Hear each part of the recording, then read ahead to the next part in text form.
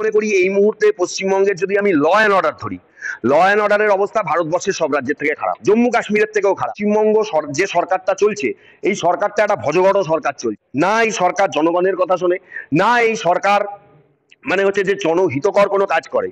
মণিপুরে দেখুন, আমি বলবো সরকার চালাতে পারেনি, পদত্যাগ করেছে। আমি আপনাকে একটা কথা বলছি, এখানে আপনি যত এর থেকেও নিকৃষ্ট ঘটনা ঘটে যাক না কেন, মানুষ যতক্ষণ না পর্যন্ত ওই মুখ্যমন্ত্রীকে ভোটের মাধ্যমে সরিয়ে দিচ্ছে, ততক্ষণ পর্যন্ত পদত্যাগের কোনো গল্প আপনি এখানে দেখতে পাবেন না। মর্যাদা বোধটুকু এখানকার মুখ্যমন্ত্রীর নেই।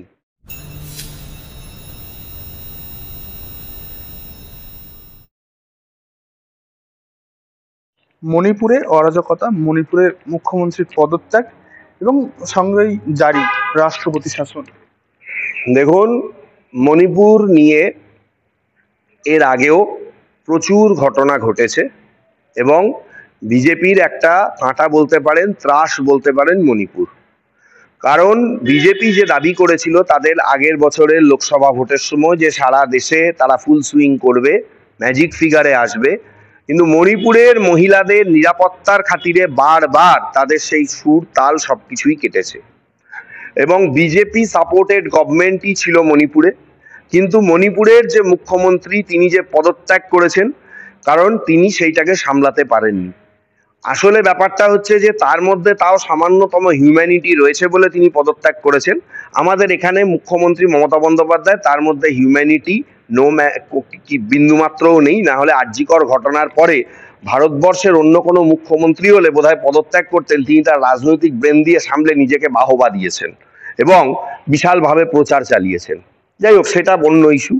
আমার বক্তব্য হচ্ছে যে মণিপুরের যে ঘটনা, এই সীমান্তবর্তী অঞ্চলের যে ঘটনাগুলো, এই ঘটনাগুলো কোথাও যেন মনে হচ্ছে যে শাসক হিসেবে বিজেপি একদমই দেশকে প্রপারলি শাসন করতে পারছে না। তার কারণ হচ্ছে যে মণিপুরের যে ঘটনা, মহিলাদের যে দাবি, কেন সেই দাবি মান্যতা দেওয়া হচ্ছে না?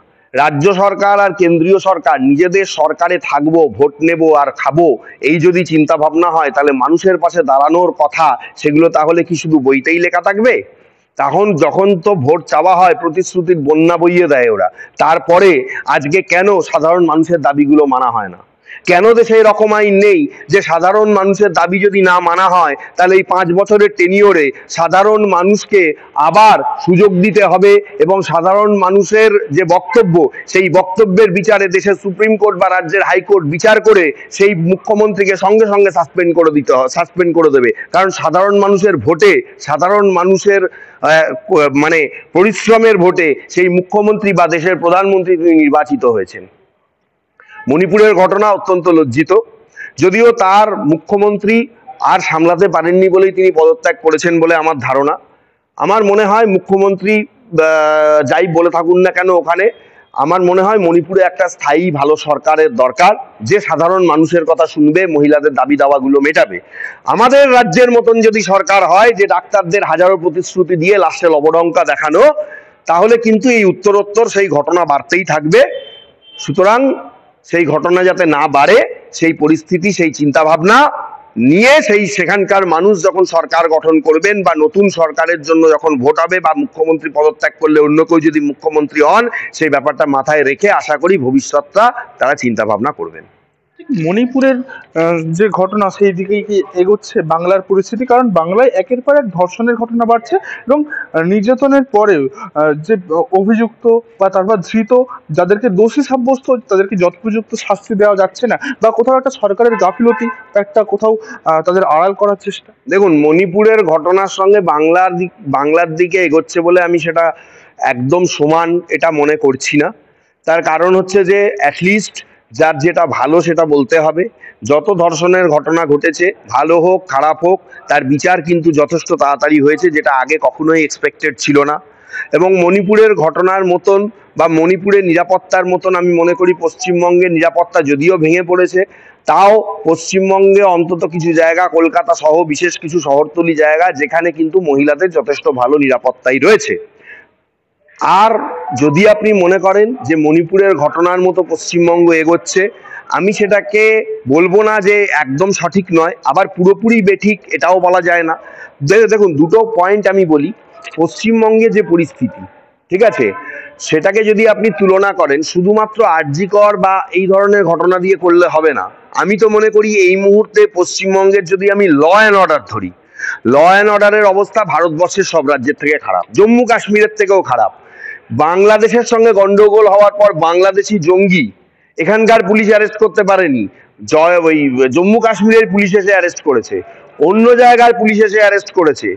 এবং বিহারের গ্যাংস্টারদের নিয়ে এখানকার মানে হচ্ছে যে এখানে কাউন্সিলর তাকে হুমকি খেতে দেখা গেছে, এবং বিহারের গ্যাংস্টার সে এখানে মানে 1 থেকে 10 যদি গোনা হয় সে মনে হয় 9.5 বা 8.5 থাকবে, কারণ তার সে বয়স অনেক কম, ঠিক আছে। যারা বিহারে একটা ক্যাপ ফাটালো এই মুহূর্তে যা 800 বজ্রআটুনি ধরা পড়ে যাবে, সেই রকম একটা গ্যাংস্টারের লোক এখানে এসে কাউন্সিলরকে ভয় দেখিয়ে চলে গেল, পরে দেখা গেল পুরোটাই গিমিক। অ্যাকচুয়াল ব্যাপার হচ্ছে যে পশ্চিমবঙ্গ যে সরকারটা চলছে, এই সরকারটা একটা ভজঘট সরকার চলছে। না এই সরকার জনগণের কথা শোনে, না এই সরকার মানে হচ্ছে যে জনহিতকর কোনো কাজ করে। মণিপুরে দেখুন, আমি বলবো সরকার চালাতে পারেনি, পদত্যাগ করেছে। আমি আপনাকে একটা কথা বলছি, এখানে আপনি যত এর থেকেও নিকৃষ্ট ঘটনা ঘটে যাক না কেন, মানুষ যতক্ষণ না পর্যন্ত ওই মুখ্যমন্ত্রীকে ভোটের মাধ্যমে সরিয়ে দিচ্ছে ততক্ষণ পর্যন্ত পদত্যাগের কোনো গল্প আপনি এখানে দেখতে পাবেন না। কারণ সেই মানে কি বলবো, মানে সেই মর্যাদা বোধটুকু এখানকার মুখ্যমন্ত্রীর নেই। এখানকার মুখ্যমন্ত্রী মনে করেন যে যতক্ষণ খেতে পারবো শেষ বিন্দু অবধি খেয়ে যাব, তারপরে যা হবে হবে, এবং আবার সাফাইও গেয়ে দেব, আবার কেন্দ্রীয় সরকারের সমালোচনাও করব, আবার মানুষেরকে প্রতিশ্রুতি দেব, ভুল বোঝাবো, আবার রক্ত চুষবে আমার লোকজন। এই পরিস্থিতি মণিপুরে, কিন্তু এই পরিস্থিতি হতে হতে লাস্টে আজকে মুখ্যমন্ত্রী পদত্যাগ করেছেন, এই দিনটা দেখতে হয়েছে। পশ্চিমবঙ্গে দেখতে না হোক, আমরা সেটা চাই, কিন্তু পশ্চিমবঙ্গের যা মুখ্যমন্ত্রী তাকে পদত্যাগ করানো এত সহজ নয়। তিনি আবার অন্য কোনো একটা কিন্তু ইস্যু বার করে দেবেন, তারপরে আবার তিনি বলবেন যে না না এই ইস্যুতে কি করে পদত্যাগ হবে, সেখানে তো তার আবার বিল আছে, তার তো অপরাজিতা বিল আছে, সেখানে তো ধর্ষণের আবার ফাঁসি টাঁসি সাজা টাজা রয়েছে। সুতরাং সেই ইস্যু টিস্যু দেখিয়ে, পুলিশের কর্মকাণ্ড দেখিয়ে, সিবিআই এর ওপর দোষ টোষ চাপিয়ে তিনি থেকে যাবেন। সুতরাং মণিপুরের মতন এগোলেও পদত্যাগটা বোধহয় না আমরা দেখতে পাবো। সংসদে আমরা দেখেছি কেন্দ্রীয় অর্থমন্ত্রী নির্মলা সীতারমণ একাধিকবার বলেছেন যে পশ্চিমবঙ্গের ক্ষেত্রে বিভিন্ন খাদে আর্থিক দুর্নীতি হয়েছে এবং সেই কোনো হিসেব দিতে পারেনি, এবং প্রায় যেটা বলা হয়েছে বারবার করে যে যেটা মিড ডে মিলের খাবার তাতেও কারচুপি হয়েছে, সেই খাবারের টাকা পাওয়া যাচ্ছে না, কারণ সেই টাকাতেও ঘোটালা রয়েছে, এমন কিছু তিনি ইঙ্গিত করেছেন। না, এটা তো স্বাভাবিক। তার কারণ হচ্ছে যে দেখুন, পশ্চিমবঙ্গে আমি আবারও বলছি, এই তৃণমূলের যে সরকারটি, এই সরকারটার দিন শুরু হয় দুর্নীতির সাথে আর দিন শেষও হয় দুর্নীতির সাথে।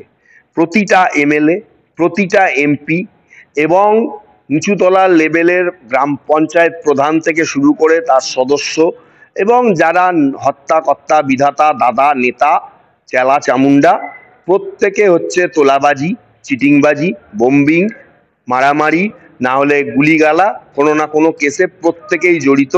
কিন্তু পুলিশকে সেট করে পয়সা দিয়ে তাদের ওপর থেকে কেসগুলোকে কিছু জায়গায় হটিয়ে দেওয়া হয়েছে, কিছু জায়গায় আটকে রাখা হয়েছে, কিছু জায়গায় তাদের নামে এফআইআর ঘুরিয়ে অন্য লোকের নামে করে দেওয়া হয়েছে। বাট যদি প্রকৃত তদন্ত হয়, এদের নাম বাদ দিয়ে অন্য কারোর নাম কখনোই বেরোবে না। এই যে আপনি কথাগুলো বলছেন, এটা কি কোনো নতুন বিষয়? আমি যদি তৃণমূলের আসার প্রথম 5টি বছর ছেড়ে দিই, তারপর থেকে তৃণমূলের কে দাদাগিরি করবে তাই নিয়ে এই মালদার রতুয়ায় কয়েকদিন আগে, এই মালদায় দেখলেন না কিরকম বোমাবাজি গন্ডগোল হলো, একজন আরেকজনকে মেরে দিল তো, আরো অন্যান্য জায়গায় হচ্ছে। কেন? কি শুধু দাদাগিরি করার জন্য। কিসের দাদাগিরি? এলাকা কার দখলে থাকবে, টাকা কে কামাবে, বড় নেতা কে হবে, শুধু এইটার জন্য। লজ্জা করে না? এই যে শওকত মোল্লা এত বড় বড় কথা বলে, আজকে তার ছেলে, সে নিজে বেদ দিয়ে ওকে মারলো, সে নিজে যে তাকে আঘাত করলো, এই করলো। শওকত মোল্লার ছেলেকে তো অ্যাটেম্প টু মার্ডারের কেস দেওয়া উচিত।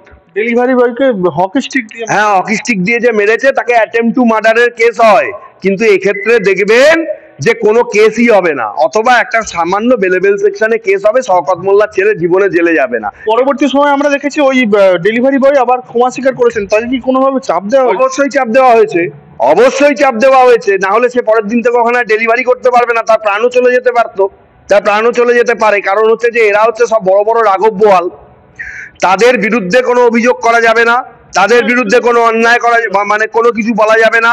এই জাহাঙ্গীর কি করে, এই যে জাহাঙ্গীর 3.5 টাকার একটা নেতা, ডায়মন্ড হারবারের ওই অভিষেক ব্যানার্জির মানে ডান হাত না বাঁ হাত না কি হাত জানি না, ঠিক আছে, হিন্দু মুসলমানের মধ্যে দাঙ্গা লাগিয়ে হিন্দুদের জমি দখল করে নেয় এবং মারধর করে, গিয়ে বলে সামনাসামনি তার লোকগুলো গিয়ে বলে তোর মাকে রেপ করে দেবো। এই হাইকোর্টে মামলা আছে, তাদের জমিতে যা দখল করেছে পুলিশকে দেখার অর্ডার রয়েছে, বলছে আমরা ওইসব অর্ডার ফর্ডার মানি না। এই হচ্ছে এই জাহাঙ্গীরের লোকদের হচ্ছে কর্তব্য, এই হচ্ছে এই জাহাঙ্গীরের লোকজন, এই হচ্ছে অভিষেক ব্যানার্জির আসল পরিচয়। কি করে তৃণমূলের ওপর থেকে নিচ অব্দি প্রত্যেকটা লোক দুর্নীতির সাথে জড়িত, মাথায় যতগুলো চুল তার থেকে বেশি দুর্নীতি এক একটা লোকের নামে, তার থেকে বেশি। এবং সব থেকে বড় ব্যাপার হচ্ছে দুর্নীতি ছাড়া এই তৃণমূলে কেউ টিকতে পারবে না, কারণ টিআরপিটাই হয়ে গেছে দুর্নীতি। আমার এগুলোতে আর মানে ইয়ে লাগে না, রে একে মারলো, ওকে ধরলো, ওকে এই করলো, তাকে এই করলো, গুলি করলো, বোমা চালালো, এগুলো খুব কমন ব্যাপার হয়ে গেছে, কমন। এইগুলো না, এবং দলের কোনো কন্ট্রোল নেই, ওই শোকজ, ঠিক আছে, ওই শোকজ করা, ওই হচ্ছে লোক দেখানো বা ফোন করে বলা, ওগুলো কিচ্ছু হয় না, কিচ্ছু হয় না ওগুলোতে। ওই শোকজ ওই সামনে একটু ভয় টয় দেখালো, মুখ্যমন্ত্রী একটু বললেন, ব্যাস ওই হয়ে গেল, শেষ, গল্প শেষ। আজ পর্যন্ত মানুষের পাশে দাঁড়িয়ে তারা কি করেছে? ভোট হলে তারা তো লজ্জা, কি করেছে তারা? যখন শেখ শাহজাহানের কেসটা ধরা পড়লো, গ্রাম পঞ্চায়েতের সদস্যরা লোকের বাড়ি বাড়ি গিয়ে বলেছে, এই তোমার জমি যেটা সরকার দখল করে নিয়েছিল বা শাহজাহান দখল করে নিয়েছিল আমরা ফেরত দেবো, ভোট দেবে তো? তার মানে কিভাবে স্বীকারোক্তি? এই শওকত মোল্লা কম্বলের টাকা চুরি করে, ঠিক আছে, আরাবুল একটা আসামি দল থেকে বিতাড়িত, কুণাল, এই যে কুণালদা বড় বড় কথা বলে, বড় বড় কথা বলে, অথচ একটা জেল খাটা আসামি, এই মুখ্যমন্ত্রীকে মানে বলেছিল মক্কি রানী। আজকে এই তৃণমূলের যারা যারা বড় বড় নেতা, তাদের সবার নামে কিছু না কিছু কেস রয়েছে, কিন্তু সব থেকে বড় ব্যাপার হচ্ছে এদের ওপর সেটিং আছে, সেই সেটিং আমাদের আপনার চোখের আড়ালে। না হলে আজকে সিবিআই এত তদন্ত করে, এত কিছু করে, এত বিচলিত হয়ে এত কিছু হয়ে গেল প্রধান বিচারপতি, তারপরেও যেখানে বিশেষজ্ঞরা বলছে সঞ্জয় রায় দোষী নয়, আরজি করের মতন এত বড় কেসে সঞ্জয় রায় ছাড়া আর একটা অন্য লোককে কিছু করতে পারলো না। শুনুন, পরিষ্কার কথা একটা জিনিস মনে রাখতে হবে, রাজ্য সরকারের সঙ্গে কেন্দ্রীয় সরকারের একটা চরম সেটিং রয়েছে। তৃণমূল এখানে যাই করুক না কেন, দিনে দুপুরে মার্ডার করে দিলেও তারা জানে, গুলিগালা চালিয়ে দিলেও সেই এলাকায় একটু ভোট কমবে, কিন্তু তৃণমূল এখানে থাকবে। কেন? তারা জানে যে ওপর মহলটা আমি সেট করে রেখেছি, যদি এই কেসে সিবিআই হয়েও যায়, আলটিমেটলি আমার দলের কোনো লোকের গায়ে হাতটা পড়বে না। এবং যারা খুন ধর্ষণ রাহাজানি করছে তারা জানে যে ও কোর্ট কিছু করতে পারবে না, কোর্ট কিছু করতে পারবে না, যদি ধরেও নেয় পরবর্তীকালে চার্জশিট দিয়েও খালাস হয়ে যাবে, আর কিছু হবে না। দৃষ্টান্তমূলক শাস্তি যেটা আমরা মুখে বলি, এসব উঠে গেছে, এই তৃণমূলের জমানায় এসব বন্ধ হয়ে গেছে।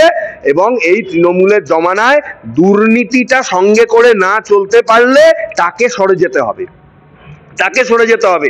ছোট্ট একটা উদাহরণ আমি বলি, মিঠুন চক্রবর্তী, তিনি এক সময় কিন্তু তৃণমূলের সঙ্গে ছিলেন এবং তার নামে অভিযোগ উঠেছিল যে তিনি চিটফান্ডের টাকা খেয়েছেন। এখন তিনি বিজেপির হয়ে কথা বলেন বলে এখন তৃণমূলের চক্ষুশূল, কিন্তু তিনি কিন্তু মিডিয়ার সামনে এসে বলেছিলেন যে আমি বাই প্রফেশন টাকা নিয়েছি, কিন্তু সেই টাকা আমি ফেরত দিলাম, সেই টাকা আমি ফেরত দিলাম, কারণ তিনি বুঝে গেছিলেন যে এখানে থাকলে দুর্নীতির গাড্ডায় তাকে পড়ে যেতে হবে। আর বিজেপির হচ্ছে এখন একটা ওয়াশিং মেশিন, মানুষের কোনো অপশন নেই। তৃণমূলের নেতা, তৃণমূলের মানে ওই যে এখন ব্যাপার হচ্ছে দুটো একটা ভাইস ভার্সা, তৃণমূলের মানে সেই ওই কি জানো ওই জায়গাটাতে বলুন, নৈহাটির ওই যে নদিয়ার ওই জায়গাটাতে লাট খাওয়া একটা নেতা জয়প্রকাশ নারায়ণ, তৃণমূলের লোকের কাছে লাট খাওয়া একটা নেতা জয়প্রকাশ নারায়ণ বিজেপিতে থাকার সময় লাঠি খেয়েছিল ভোট করতে গিয়ে, এখন আবার তার সঙ্গে কোলাকুলি করে, ঠিক আছে। নিজের মানে কি বলবো, নিজের থুতু নিজে চাটতে এরা এত পছন্দ করে যে মানুষ এদেরকে কি বিশ্বাস করবে। এটা গিরগিটির জাত, গিরগিটির থেকেও এদের গিরগিটি ভালো, এরা তাও খারাপ, এর থেকে প্রভুভক্ত কুকুরও ভালো আমি মনে করি। রাজ্য সরকারের কর্মচারীদের যে কুকুরের সঙ্গে তুলনা করেছিলেন না মুখ্যমন্ত্রী, আপনার নিজের লোকগুলো কি, আপনার নিজের লোকগুলো কি কাদেরকে নিয়ে বসে আছেন, কাদেরকে মানুষের কাছে ভোট চাওয়াচ্ছেন? আর আপনার এই সততার প্রতীক আর ডক্টরেট, এই দুটো ডিগ্রি কেন যে এখনো দেখতে পাই না, খুব কষ্ট হয়, খুব কষ্ট হয়। সেই জায়গাটা, সততাটা কি কোথায় চলে গেল, আর আপনার ডক্টরেট ডিগ্রিটা যে কোথায় মিলিয়ে গেল, এই দুটো জিনিস দেখতে পাই না বলে রাজ্যবাসী হিসেবে খুব কষ্টে আছি। এই দুটোর ব্যাখ্যা যদি কুণাল বাবু একটু দেন তাহলে খুব শান্তি পাই।